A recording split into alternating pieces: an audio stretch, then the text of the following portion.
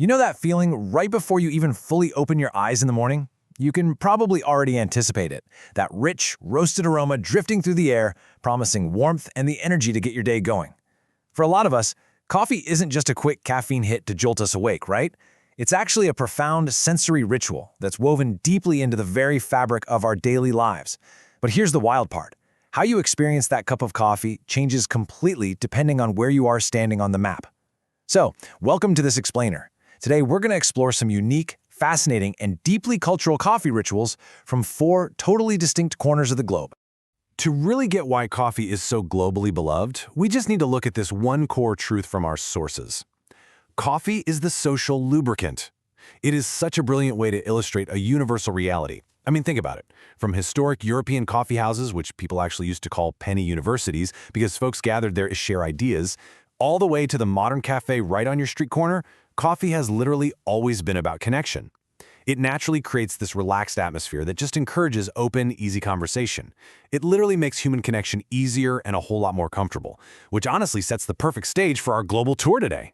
So here is our flight itinerary for today. First, we'll hit Ethiopia, the birthplace. Then it's off to Italy for a quick espresso. After that, we head over to Japan to study the art of precision. And finally, Scandinavia, to discover coffee and hygge. Let's jump right in. Section 1.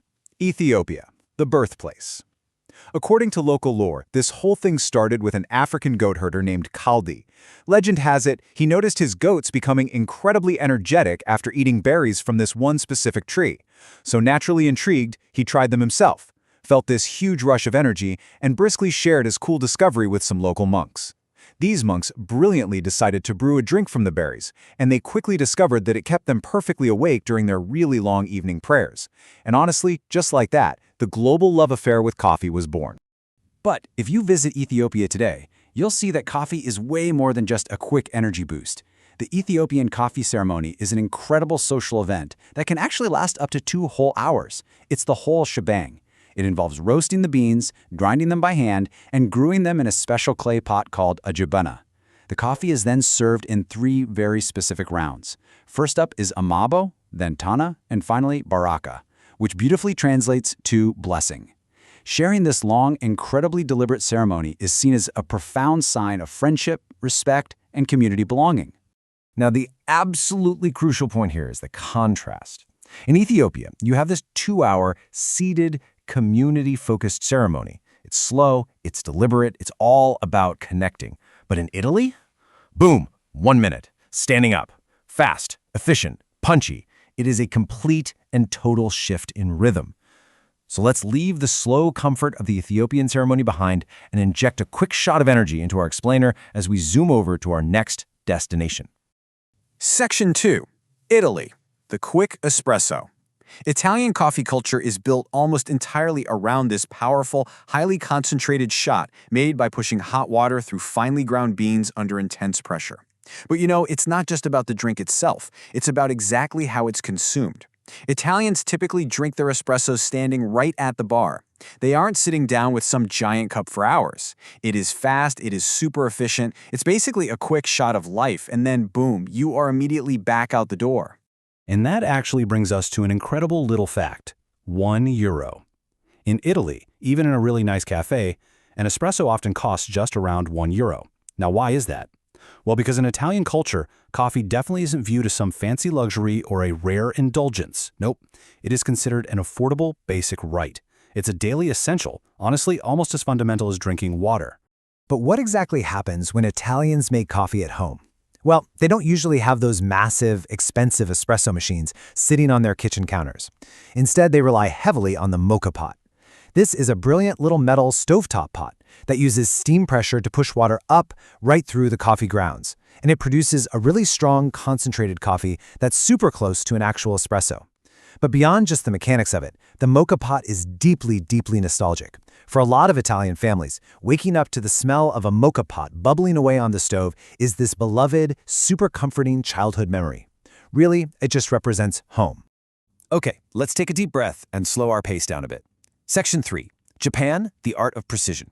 Now, while Japan is globally celebrated for its ancient and incredibly beautiful tea ceremonies, what surprises a lot of people is that they are actually one of the largest consumers of coffee in the entire world, and they bring that exact same level of reverence and meticulous craftsmanship right to the coffee bean. Central to all of this is the kiseten. A traditional Japanese coffee shop operates on a totally different wavelength than your standard noisy corner cafe. Here, the barista is an absolute master of craftsmanship. They control every single variable with just extreme attention to detail. We're talking the exact quality of the water, the precise temperature, the absolute perfect timing of the pour.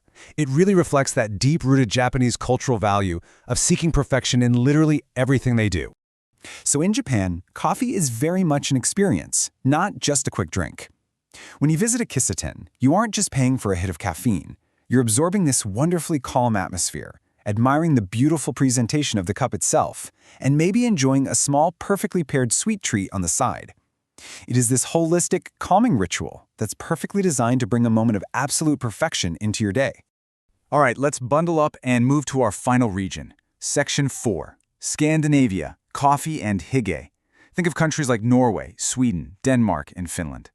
Up here, the winters are famously long, and man, they are incredibly dark. In this kind of harsh environment, a warm cup of coffee actually transforms from just a simple morning beverage into a totally vital tool for survival, warmth, and comfort against those freezing temperatures outside. And because of those intensely dark winters, we arrive at this genuinely surprising statistic. Number 1. Out of all the nations on Earth, Finland actually ranks number 1 for per-person coffee consumption. Yeah, the Scandinavian countries drink more coffee per capita than anyone else in the world. I guess when it's literally freezing and pitch black outside for months on end, staying warm and awake definitely becomes a top cultural priority. To really get Scandinavian coffee culture, we've got to look at hygge. This is a Danish and Norwegian concept that doesn't really have a perfect direct English translation, but it basically encompasses coziness, warmth, and this deep feeling of contentment found in life's simple pleasures. Just imagine sitting by a crackling fire, totally wrapped in a thick blanket, sharing a warm cup of coffee with good company while the snow falls outside. That is hygge. And coffee? Well, coffee is its absolute perfect companion. Now you might be wondering, what kind of coffee actually pairs with all this cozy hygge? Well, Scandinavia is actually famous for a very high-quality light roast. The beans are roasted for less time, which beautifully preserves a really delicate, clean, and even kind of fruity flavor. Compare this to the standard American dark roast, where the beans are roasted for a much longer time, producing a heavier, stronger, and often more bitter or smoky flavor. It is just fascinating to see how different cultures physically alter the exact same bean to match their own specific taste preferences. As we wrap up this explainer today, I really want to leave you with a thought from our sources. Coffee is woven into the fabric of everyday life. And we've definitely seen that today, right? Whether it's a 2-hour community blessing in Ethiopia, a €1 shot of pure lightning in Italy, a meticulously crafted cup of liquid art in Japan, or a warm, cozy shield against the dark winter in Scandinavia, coffee truly is a global language. It's right there, present at our most important moments, our morning routines, our first dates, our deepest conversations. It really does connect humanity across borders. Which brings me to a final, slightly provocative question for you to ponder today. What does your perfect coffee moment look like? Really picture it. Where are you sitting? Are you in a bustling, noisy cafe, or maybe a quiet kitchen at sunrise? Who are you with? And exactly what kind of coffee is sitting there in your mug? I really hope this explainer has inspired you to not just blindly drink your next cup on autopilot, but to truly visualize and appreciate the rich, global ritual that you are taking part in. Thanks so much for learning with me today.